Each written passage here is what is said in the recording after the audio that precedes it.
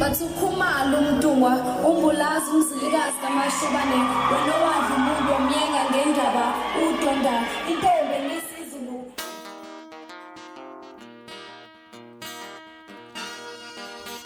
Sekweqa amabhubesi esiqiwini iTembe Elephant Park KwaMhlabuyalingana KwaZulu-Natal. Nginibingelele ngiphinde futhi nginamukele kule channel ehamba phambili inkezo. Mina ngomfeza kuntuthu wakho malo bathi ilast born amagumede mhlabe emakuthi usemusha like ngizophinde ngicela enze sure ukuthi uyasubscribe, ungakhohlwa ukucomment nokulike kanjalo futhi nokushare okuyikhono okukhulu kunakho konke. Sekweqa amabhubesi esiqiwini iTembe Elephant Park KwaMhlabuyalingana KwaZulu-Natal. Okwamanje akwaziwa ukuthi mangaka amabhubesi eqele kodwa bezemvelo KZN Wildlife sebakhipha ithimba eliwathungathayo lapha nomnumzane Musa Mtambo obhekele zokuxhumana kwabezemvelo iKZN Wildlife uqinisekisile ukuthi akhona amabhubesi aphumile esiqiwini ukukhawula ukuthi bayitholile imbiko yokuphuma kwamabhubesi esiqiwini iTembe Elephant Park. Amanye esebuyile ngaphakathi kodwa amanye basawufuna ucingo laseTembe luqine ngokwanele, ngakho ke amabhubesi awaputshanga ngocingweni kodwa ke isihlabathi sakhona sithambile,